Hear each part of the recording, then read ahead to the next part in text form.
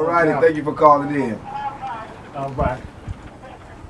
She is always on deck to talk about it too. So listen, Benny, man, what we're gonna do right now is go ahead and let you introduce it to our guest, man. Well, we're gonna do the drum roll. I'm gonna introduce themselves. Homestead and Hialeah. Homestead and Hialeah. That's right. Well, I'm relocated. I'm living in Homestead right now. I'm straight up Hialeah boy my whole life. No doubt. This Rebeliuz. Rebellious. Yes, sir. Yes, sir. What's up? Good morning, Benny. Good morning, my brother. So, who you got with you? This is my dog, Acosta. Acosta. You got his microphone? His microphone, yeah. No doubt. His microphone up? Yeah, you got to get closer to it. Oh, okay. Just pull it to you. It come to you. You ain't got to go there. Let's make it happen. No doubt, man. So what's going on, man? Let the world know what you're doing, what you've been up to. Well, listen. A little rundown. You know, I got a couple of, questions. For people that don't know, Rebeliuz is actually an artist, Hialeah born and raised right here. Yeah. And I'm going to get into some of his music shortly and let you guys hear what he's doing. But I want to touch base with him just to ask him a couple of questions. First of all, how long you been doing music? Ooh, I've been doing music since '95. Since '95. Seriously. '95. Seriously, since '95. Around 2002, I took a break. I left the industry. My wife, I got pregnant. I had 2 kids. She already had one. I had another one on the way. Man, and I had been trying for years, man, and nothing was happening. And I had to settle in and get some money and raise that family. Okay. Yeah. So what motivated you to come back? Well, we had my boy over here had some success locally, opening up some record label studio and all that other stuff. Mm-hmm. And you know what I'm saying, kind of twisted my arm, convinced me to come back. You know what I'm saying? And I know him since we was kids, so hey, whatever he says good for us, we're gonna ride with it. You know what I'm saying? No, so as soon as he told me that, you guys were about a little bit of the Terror Squad era. Okay, so listen, let me ask you this: since you've been back, have things been easier than they were prior? Oh yeah, man. I mean, just the whole internet stuff that's going on now, so much easier to promote and all that stuff. I mean, I'm back. I used to record back analog. You know what I'm saying? Wow. I used to record back with digital DATs. We used to record on digital DATs, and I mean, after you recorded it, man, kids don't know nothing about that. Nothing, man, nothing. I mean, we used to take our beats, put them on ADATs, and then from there go to our vocals. You had to go DAT to DAT. Yeah, I mean, it was a different era, man. And after we did that, I mean, besides hitting the street and passing your material out, we ain't really had no other outlet. I mean, flyers, posters. That's it. That's all it was. So you come from that area, which is a good thing though, because the actual physical grind. Yeah. A lot of times now people get caught up in the viral grind with the internet and not understanding that, man, until it's something tangible people can put, not even if it's the CD, but just that face-to-face meeting with a person, and they be like, you know what, I met dude before, he's cool, you know what I mean, he's approachable. That holds so much value, you know what I mean, and people don't understand, like, yeah, well, people ain't playing CDs no more. Okay, well then what you do is get you 100 flash drives and get them out. Yeah. That's your mixtape. Hey, this is my mixtape, it's on the flash drive. Listen, you gotta become creative, but it still needs to be some form of, like I said, the physical grind, that tangible stuff. It got to be something tangible. People, me personally, you know what I mean, you can email me 1,000,000 times. I'm gonna read it, I might even listen to it.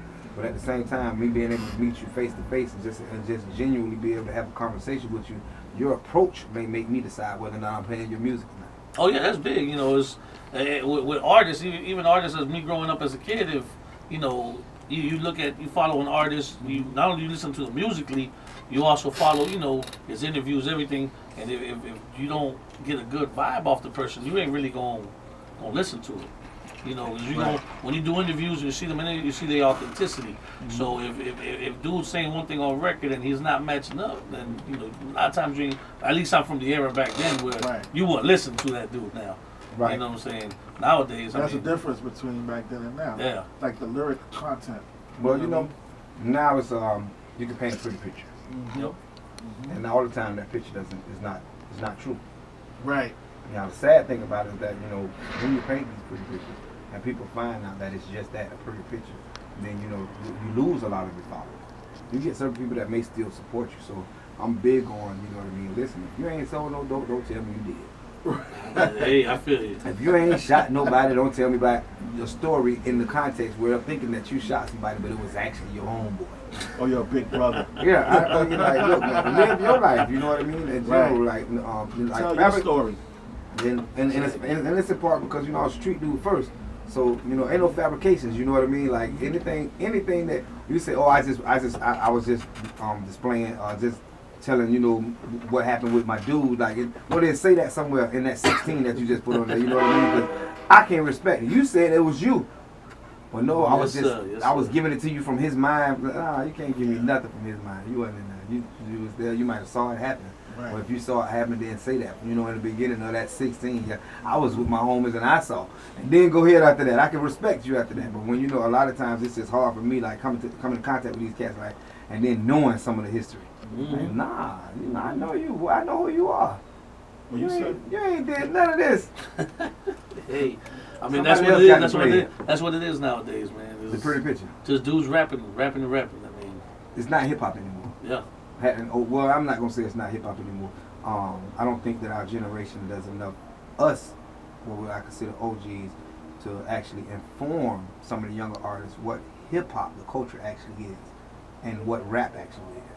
Big difference. And then the younger generation, they don't care to, you know, we wanted to know about what, like, if I'm gonna be a trucker, I studied truckers. I find out about these truckers, you know what I mean? I wanted to know what was the good, what was the bad, how they get into it, you know. Nowadays, if I can write 16, I don't care who did this before me. I don't want to know the history of it. And that's what's sad. I can write 16. Yep, you're right.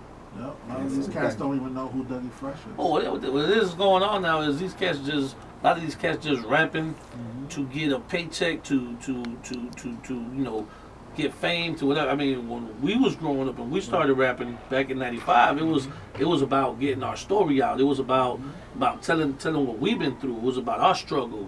You know, things that we did, things that we went through. We ain't really. I mean, of course, yeah, the money, you know, is nice and it's good and that's what we want. Obviously, at the end of it. But what we talked about was, you know, us. Exactly. Our thing was just get out there and put our story out there. Right. Absolutely, man. And so back then, were you with a group or was you solo, or how did it work? When '95, when I was back in high school, of course, I started with a group like everyone does, and you know, just like always, you know, some cats ain't serious about it, so I ended up going solo, having to do my own thing, and I actually had a little bit of success back in '99. I almost got signed to TVT Records. Oh wow! I remember TVT, man. Yeah, and deal ended up not going through. You know, just one of them things. Timing. You know, I don't even know what happened. My management was handling it at the time, and I didn't go through. And so I was back, you know, back over here, back doing my thing, and I ran into some boys out of Carroll City. My boy Psycho Infantry. We started a small record label at the time called Chosen Ones Entertainment, and you know, we did a compilation album, and you know, we tried pushing that, like I said, man, but it was hard pushing things in those days, man. Especially we was 18, 19 years old. You know, we ain't had no budget to push. You know, right. So, and then you know, man, back then it was truly that time where it was who you knew. So it was like building relationships. You had to be able to get into the right people.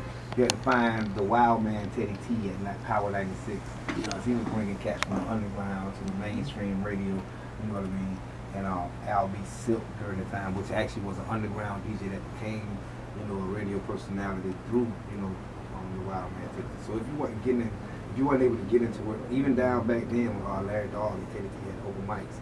You know what I mean? Being able to get in contact or be in those places, it was hard. It was very hard. And then everybody was so talented. That was a different thing. Now you got cats that you got a select few that are talented.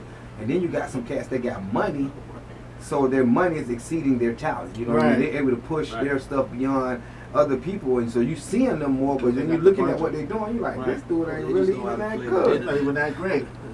Well, some of them just know how to play the internet, like dude just said. Some of them just know how to work the internet right. Oh yeah, definitely, man. So listen, we're gonna get into this music break. We'll be right back. My dude Rebeliuz, man. Right here on the Midday Mayhem Show, StrongArm Radio. DJ Scope, Billy Negro. Let's go.